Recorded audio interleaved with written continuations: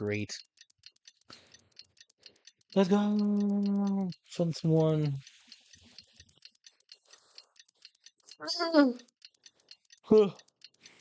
Maiden Heaven reference. We just got word from Yelan. Looks like she managed to track down Ashvapati. Come on, let's go meet up with the others. Sure. Let's get out of here. Alright, we're almost done with the story, which is great. That we can do this endless stuff, which is even better.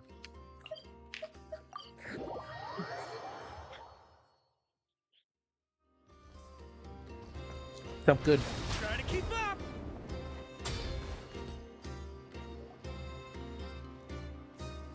Meanwhile, thousands of miles away. Took me a bit longer than I expected, but I found where he's hiding. In a house? Let me just be sure of one thing. We're dealing with someone who has extremely dangerous weaponry in his hands. If it comes to it, are you prepared to handle the worst case scenario? Oh, she's definitely. Absolutely. You just need to trust us, just like we trusted you earlier. True. Yeah, we've got this. My crew's already locked and loaded. I'll take you at your word. I know you said you wanted to keep this operation small, but I still thought you could use some backup. So, I chose a few promising young Spina members to help out. Clarande and I have got things covered at the expo. Guess we're ready to roll then. Now that you're here, I guess we can get this show on the road. True. Let's get moving. Wait! I'm sorry, you can't come with us. You need to stay at the expo like we agreed. It's for your own safety. We know. It's just... Do you really think Uncle Ashvapati is working for the bad guys? Yes. I wish I could answer that question, but it would just be speculation. And I work based off evidence. He's been gone for 2 days now, and he just left us here. He's never done that before. Maybe he really is working for those people and was afraid of getting caught.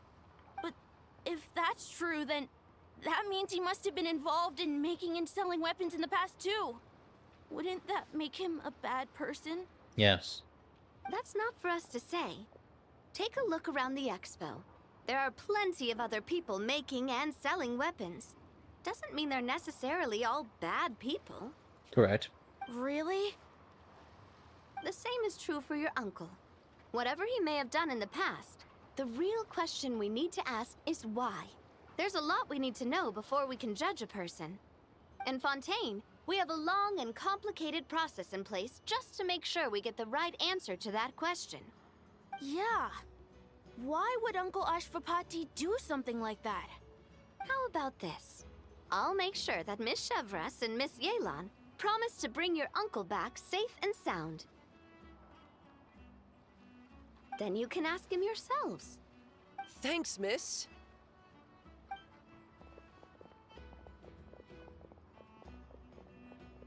This situation is complicated and unpredictable.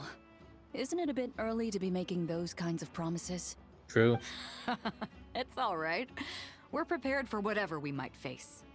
Regardless, it's a promise we have to keep. After all, when the children get their answer, it will shape their understanding of what justice means. True. Then, let's all do our part to make sure this ends as well as it possibly can. Right. Chapter 3.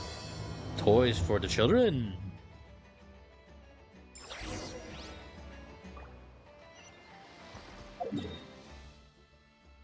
Oh, not too far. Here.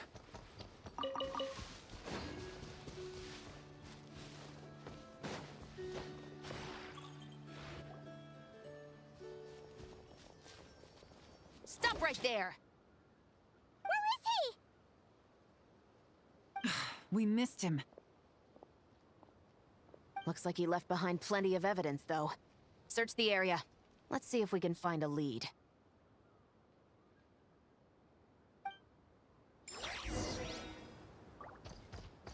Table. These records look suspiciously familiar. Hmm? Yeah. Doesn't seem very coincidental to me either. Remember when I said this group's cover was ironclad? They were always careful never to leave a trail leading back to them. The one time they slipped up, it broke the case wide open. We found a cargo manifest left behind at the scene. That's the clue that led us to Nodcry. It was a similar story on our end. And now that same manifest shows up here, among the records left behind by Ashvapati.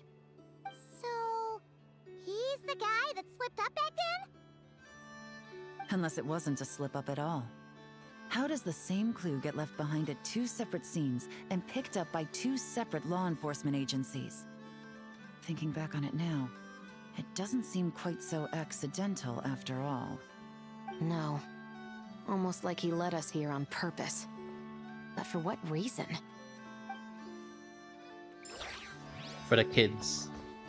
To be safe.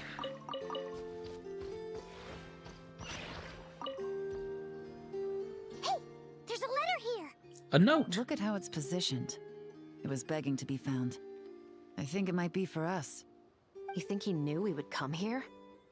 He is very wise. If he did, he's a more impressive opponent than I anticipated. Let's keep going. We can read it together when we debrief.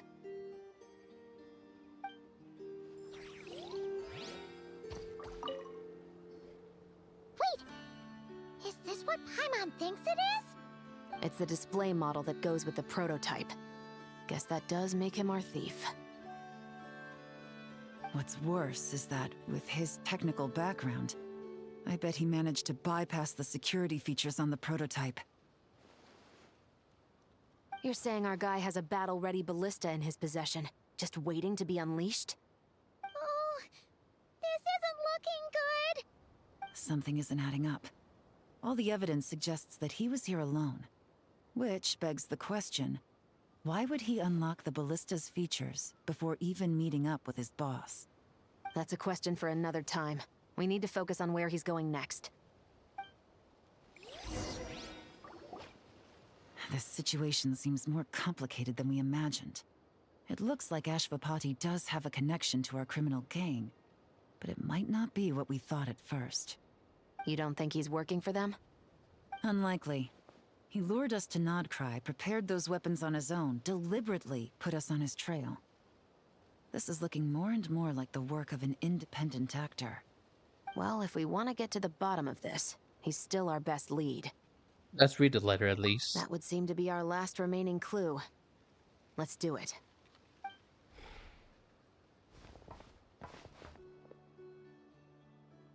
To the officers of the Special Security and Surveillance Patrol and the Liyue Qixing, you certainly live up to your reputation. Within a single day, you were able to eliminate over half of the gang's forces. I appreciate the effort. I doubt my secret hiding spot will be a secret much longer. So I suppose it's my turn to throw my hat in the ring. I'm just glad I no longer have to run.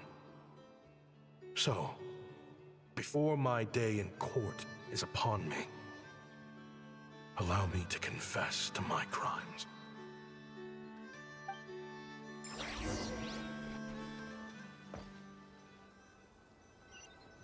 Don't tell me it's cinematic. It all started with a Kashara War researcher, expelled from the academia for violating a taboo. He had dedicated his life to the pursuit of knowledge. But when he found himself in the desert, it wasn't even worth a pail of water to quench his thirst.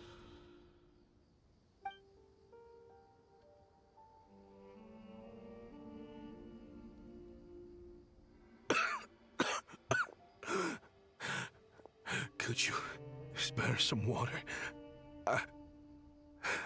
I'm a Kashara War researcher. If you need something, I could. Researchers like you are a dime a dozen. Smart as a whip until you find yourself in the desert. Then, you're lucky to survive the night. Real. Are you mocking me? No, son. Just still trying to figure out why I've got such a soft spot for strays like you. Here, give me your canteen.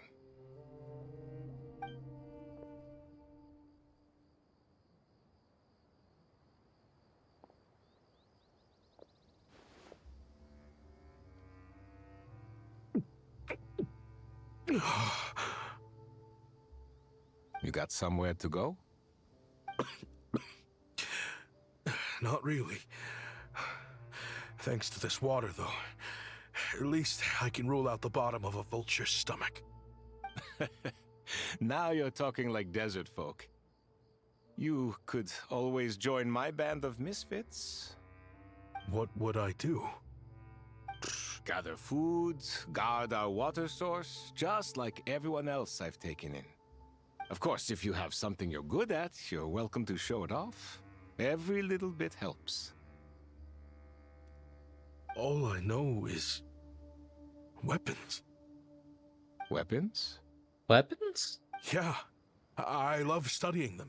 Big and powerful ones, small and deadly ones, old ones, new ones. I believe the essence of Ksharawar research is embodied in weaponry, and the pursuit of this kind of technology is what pushes the world forward. My lifelong goal has always been to become a foremost expert on all kinds of weapons, so I can invent even more advanced ones. So I might have borrowed a few sensitive techs without permission, but you see the vision, right? The higher-ups in the academia just didn't understand. The academia could have 1,001 reasons for exiling you out here, and it still wouldn't matter to me, son.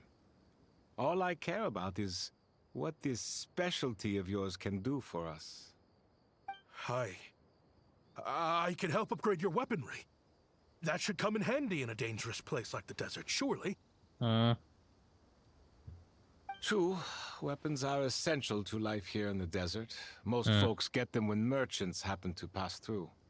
But when it comes to protecting the people here, this scimitar in my hand is more than enough. The kind of weapons you're talking about are overkill for a place like this. Overkill? Really? Our group is lucky. Our ancestors learned how to protect the oasis from the sandstorms to prevent it from drying up. Plus, we're pretty far off the beaten path. Helps us avoid conflict with other bands of Eremites. All in all, we don't have to travel to find water, we don't have to fight off other desert folk. It's a real place to call home. There are plenty of ways to die in the desert, but behind a lot of them lies too much ambition. So, having somewhere to settle down is more than enough for me. I see. Guess I could do some odd jobs then. I've heard you Ksharawar scholars are handy with all kinds of gadgets. You could always make something for the kids. You mean, like, toys? Toys. Yes, if you wouldn't mind. It'll give them something to do. Life can get boring out here. All right, then. And just like that, a Ksharawar scholar at the cutting edge of his field ended up in the desert, making toys for children. It got boring from time to time, but all in all, those days were quite pleasant. The Eremites accepted me as one of their own, and all the children loved me. Looking back now, I wish I could have lived like that until the end of my days. But then, those despicable people showed up, and it changed everything. Don't rush me. These materials are in short supply. Oh, they've got a lot of nerve showing their faces back here. Send the gem? It has been a while. Well, we have a right to this oasis too. Our ancestors were part of the group that discovered it. You hated this place. After that giant sandstorm when everyone else was trying to figure out how to help, you got out of Dodge the first chance you could get. Because I knew better than to be stubborn. Stay in one place too long around here, and it might just be your grave. You abandoned this place. If we'd done the same, the Oasis wouldn't even exist anymore. You gave up your right to be here a long time ago. I heard they joined another band of Eremites after leaving us, but got kicked out. I bet they're only crawling back to us now because they've got nowhere else to go. Chief, should we drive him off? I'd like to see you try. I'm warning you. You won't get rid of us that easily. Leave them be. This oasis has always been big enough to sustain more than one group of people. It's not worth spilling blood over. All that matters is keeping the people here safe. At the time, I didn't think much of it. Just Chaim Wazet being the kind-hearted man he always had been. And so, normal life continued. Much unchanged. Well, mostly. You can take the scholar out of the academia, but putting your life's work behind you is easier said than done. I often found myself flipping through my collection of blueprints and sketches. The ruin drakes scattered around Sumeru were of particular interest to me. As far as I knew, no one had been able to analyze or reproduce the technology within those mechanisms. But I was able to design a kind of lure to bait them into attacking a specific target. In effect, turning them into a weapon. Somehow, the new arrivals at the Oasis must have caught wind of it, because they soon started taking an interest in me. Hope you don't mind me asking, but is that a weapon you're researching? I do mind, actually. It's none of your business. Rumor is you used to be a researcher at the Academia. All that knowledge going to waste out here in the sticks. What a shame. What do you want? I want to team up. The rules and red tape that got you kicked out of the Academia, they don't exist in the desert. You could take this research to the next level. As things stand, all you've got is a blueprint and a pipe dream. But what if you had access to the right funds and materials? What are you suggesting? Me and my men can get you what you need. In return, all you gotta do is bring this sketch to life. We've always had a good eye for business. Just never the right product. But this thing right here, the different bands of Eremites are gonna shell out Mora left and right to get their hands on it. You want to sell it? It's a win-win. You provide the goods, and I earn enough Mora from these people to fund the research of your dreams. I don't know. I understand what you're worried about, but listen, it won't come back to bite the people here. These people don't think bigger than this place. They don't get involved in conflict. I mean, come on. Their biggest enemy is the weather. You've made a bad name for yourself around here. I don't want any part in this. Well, it's your choice.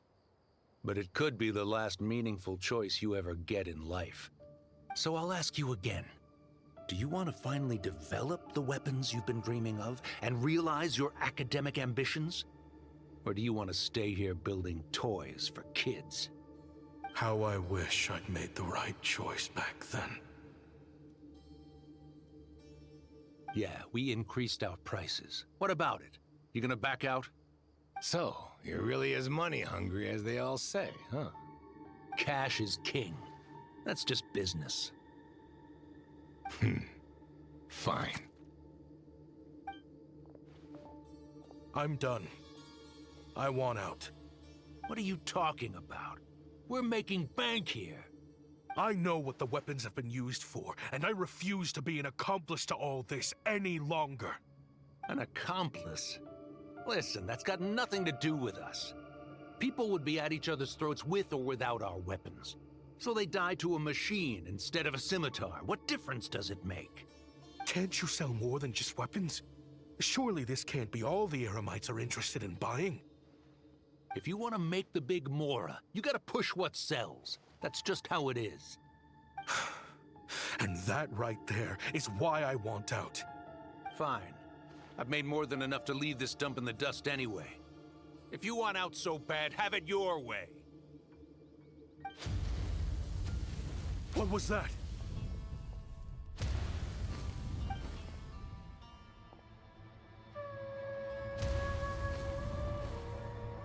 Oh. No.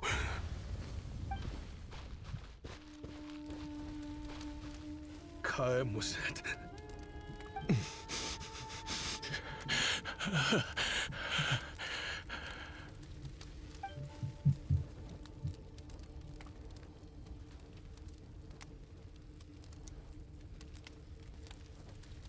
How did this happen?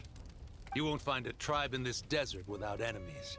People have tried to steal water from this oasis in the past, but Kaem Wazet drove them off. Guess his enemies have been holding a grudge this whole time. You sold weapons to his enemies. But he took you in when you had nowhere to turn. You owe him your life. Why would you do this? It was the perfect excuse to drive up the price, that's why.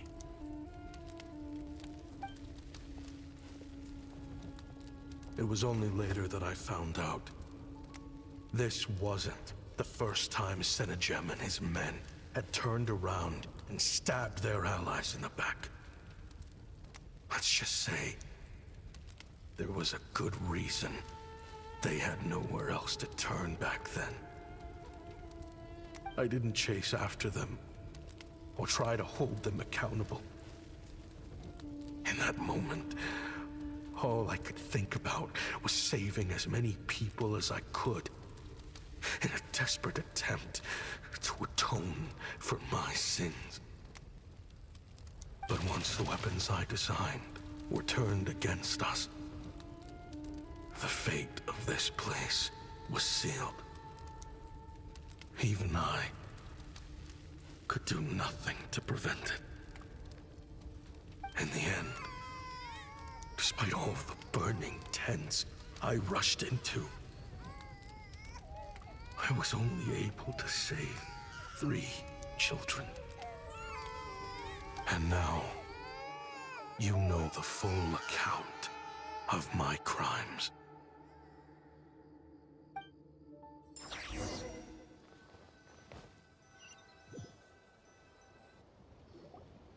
I've been raising them ever since, while attempting to hunt down the men who made them orphans in the first place.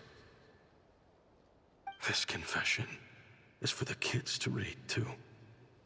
So, I hope you'll pass it along to them. They deserve to know the full truth of what happened. I know I'm in no position to make requests, but please, help them find loving parents to take them in. Above all else, they deserve a true family. Back then, I failed to see this through to the end. But I won't make that mistake again. Jeez, if this is true... He's after the same target as us. And he's out for revenge. True. He even lured us to Notcry to help him get it. I think I know what he's planning to do with those ballistas now. If I'm right, this doesn't bode well. Then we need to find him ASAP! It sounds like he's about to do something super dangerous. But we promised the kids we'd bring him back safe. I can't just let him get rid of our target either. This crime ring runs deep. There are still many other conspirators we need to track down. So how we find him? Oh? You got something? He knew we'd be out of the picture investigating this place. I think he decided to spring the trap that we set up. He's gonna ambush his target when he comes to pick up the goods. Snap. He's not not working for them. So our original plan could have worked all along. The meeting will be happening any time now. Quick, we need to head to the rendezvous point.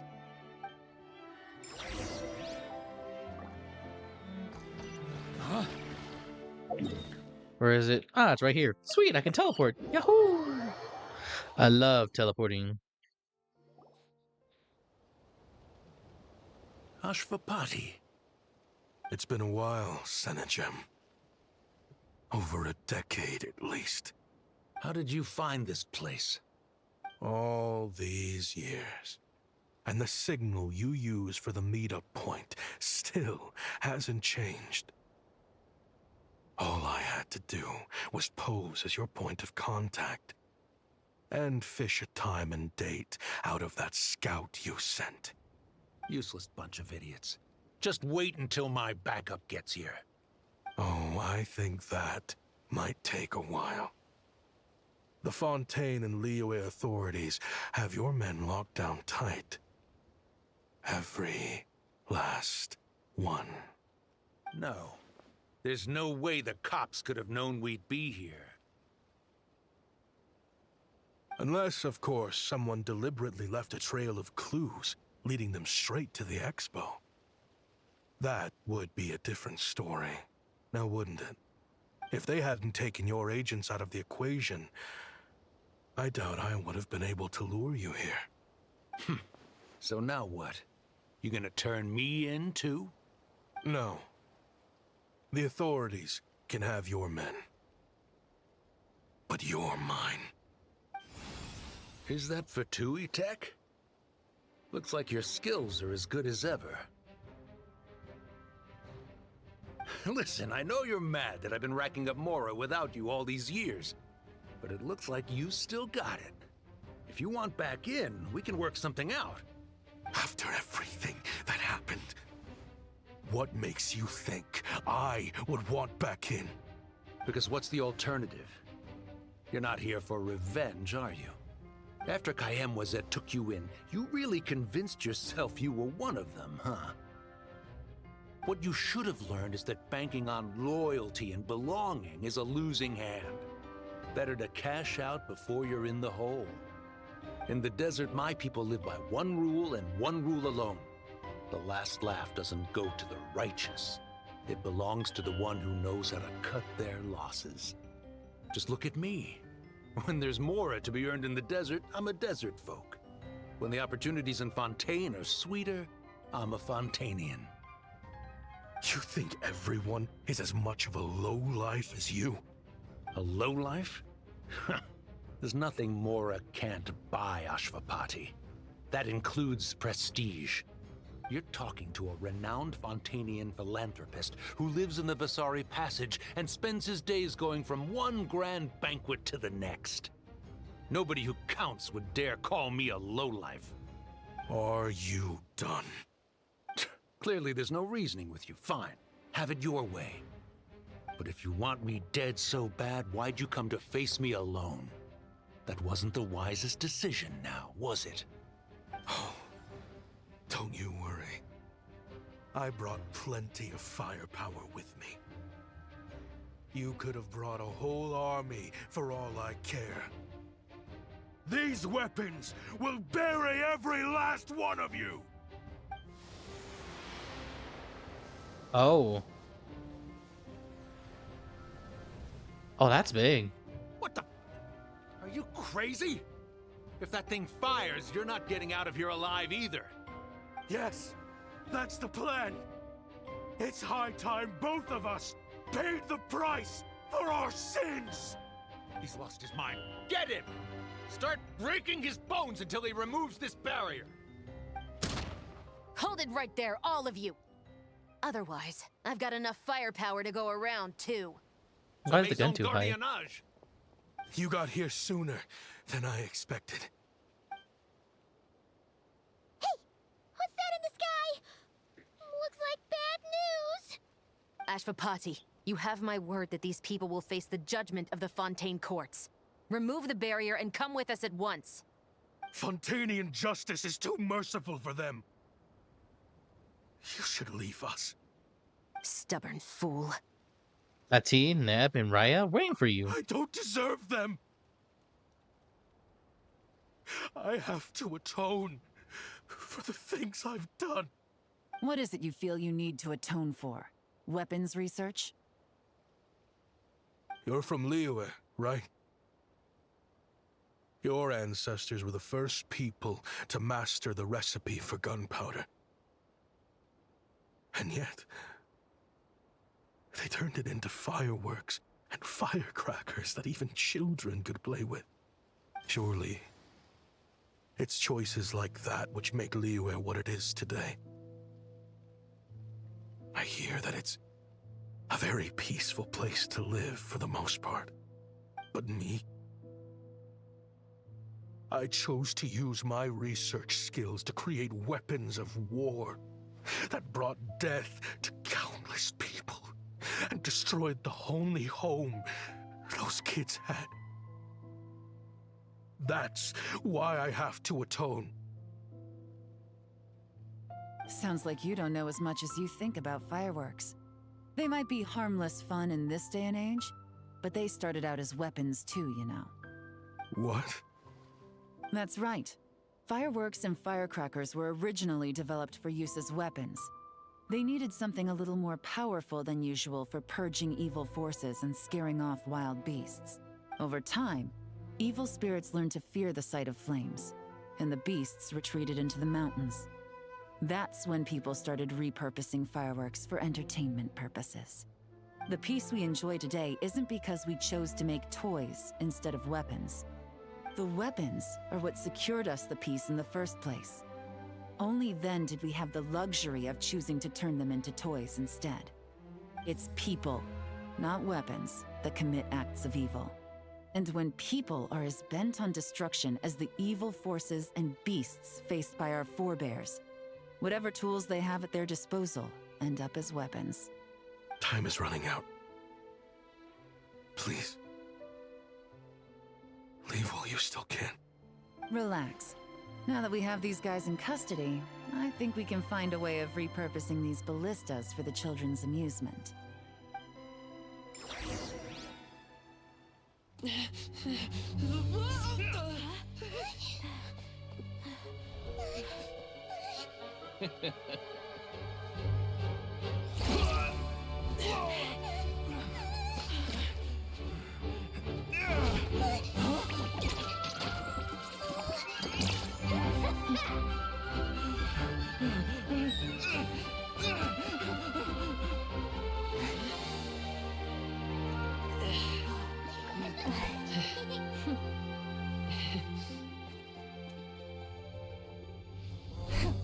I knew they were looking for trouble, but they messed with the wrong manager.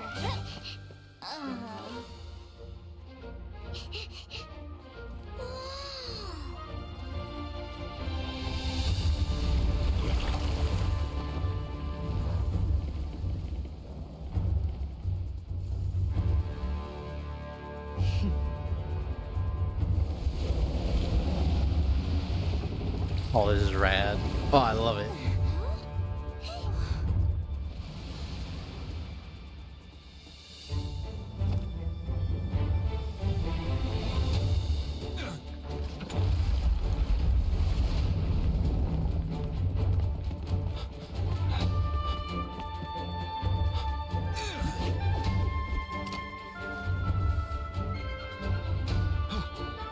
Captain, we're in position.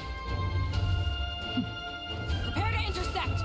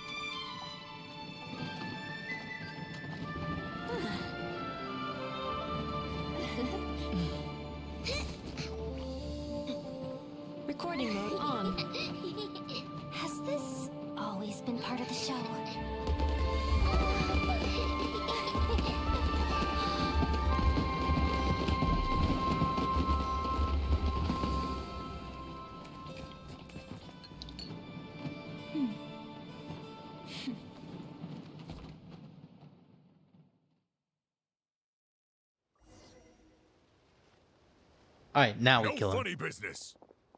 I never imagined the Guizhong ballista could be used for something so I saw this coming. beautiful. If you'll agree to come with us and answer some questions, it would be a big help to our investigation.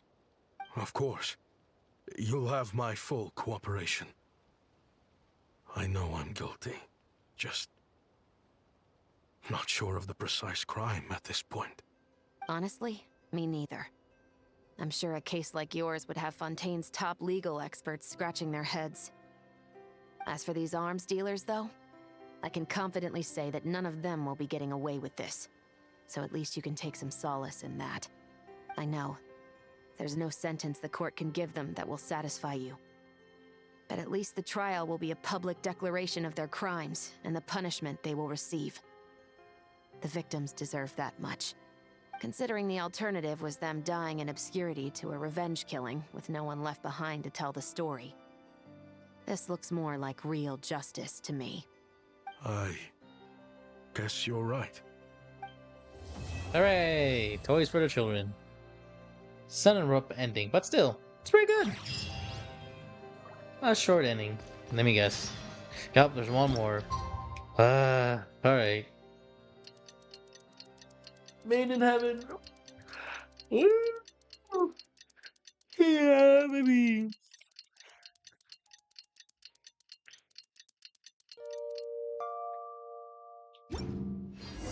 What do you think they did with Ashvapati in the end? Let's go ask them for an update. Sure. Quick, teleport.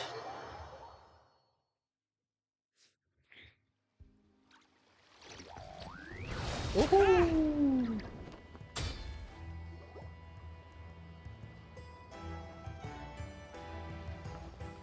The Powerpuff Girls, no way. Great! Everyone's in one place. Now that we are on the other side of this incident, I suggest we put any remaining questions to rest here and now. The Voynich Guild won't be responsible for any disputes remaining after this meeting. Understood. Well, there's been no serious harm to me or any of my compatriots. And with the arms dealing operation closed down, I've achieved my strategic objective. I'm happy to let the Fontaine authorities process the culprits from here on. I appreciate your flexibility. I'll need all of them in my custody to proceed with the case files. As for you, Good luck, kids. given your association with the Voynich Guild, I suspect the boss of the Curatorium might raise some objections if I insisted on bringing you into custody as well. Then what do you propose, Miss Chevreuse? While pursuing one of the suspects in this case, it was unfortunately necessary for me to destroy a certain signboard in Nasha Town. Is that an official confession, officer? What I'm suggesting is that I don't file charges against Ashvapati, he stays here, and in return, you don't seek damages for the signboard. Sound fair? Deal. Huh. That went surprisingly smoothly. Paimon figured it was gonna be a whole ordeal. Uncle Ashvapati, we... They told us the whole story. Everything you've done. Even so, we still want you as our uncle. But If you'd been less trusting of the promises these men made to you back then, and left some weapons for your own people to defend themselves with, maybe things would have turned out differently. The way I see it, your crime wasn't the weapons research itself. It was failing to use that knowledge sensibly, to protect the ones you cared about. yeah, you're absolutely right. Well then, what are you waiting for? The chance to atone for real is staring you right in the face. Children, from now on, I will protect you with my life. Traveler, Yelan, on behalf of the Fontaine authorities, it has been a pleasure working with you both. I wish you all the best. I have plenty of other business to attend to, so it's probably about time I got going as well. Okay. See ya. Again, Looks like you're a free man. I guess, but even if they won't arrest me, I still have a lot to answer for. I joined the Voynich Guild with my own agenda and nearly ruined their reputation. Are you really gonna let me get away with that? After you joined us, it didn't take me long to find out that you'd lied about nearly everything. Everything except your desert origins. That turned out to be true. I actually consider the desert my home too, so I was interested to learn who the real Ashvapati was. Thanks to the Traveler, I now know the full story. And my, what a story it is. Granted, the final chapter caused us a fair amount of trouble.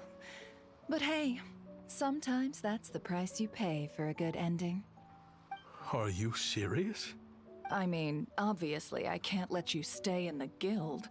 Not after all the rules you broke. I completely understand. I'd recommend that you take these kids back to the desert. Why? The desert has been plagued by seemingly endless conflict since as far back as I can remember. But your story offers a glimpse of a different way of life. Maybe there really is hope for peace in the desert.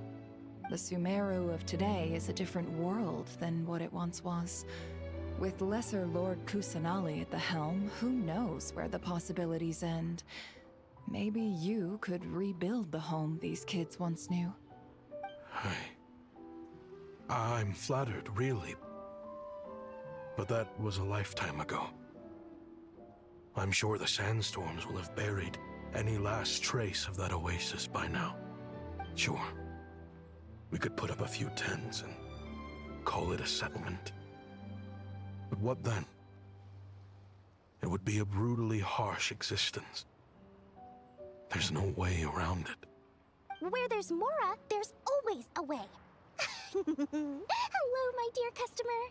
Why don't you discuss your needs with me? If you can dream it, you can buy it. So Mora is the answer, huh? All right. Say I wanted to buy a hometown for these children.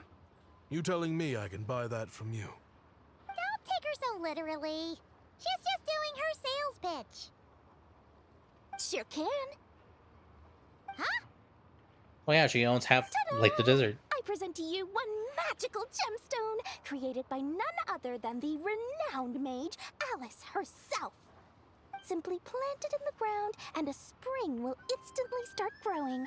Before long, you'll have yourself a fully fledged oasis. And the best part is, it's designed to work flawlessly, even in the most arid and sandiest of deserts. What the? Huh.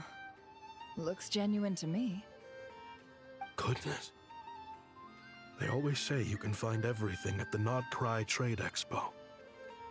Turns out it's more than just marketing hyperbole. Still, surely a treasure like this must cost the world. As much as I'd love to buy it, I don't think I'm the kind of clientele you're looking for. Actually, this could be your lucky day. The mage who tasked me with selling this insisted on setting the price herself, and she priced it as whatever keeps the kids happy. Needless to say, I could have found far more lucrative options. But alas, none of them would be worth breaking a promise to a mage over. Whatever keeps the kids happy? So what is that in Mora? Good question. I got it! How about I charge you whatever you three kids earned at the expo? Then you can say you bought back your hometown through nothing but your own hard work. I think that would keep the kids very happy indeed. Wouldn't you agree? Deal! Hooray! Well, this was a strange turn of events. Never knew what to expect with Dory. I think it's safe to say that this was one of the more memorable trade expos.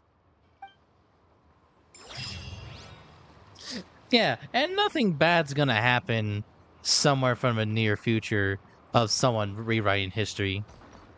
Nah, that ain't gonna happen. Anyway,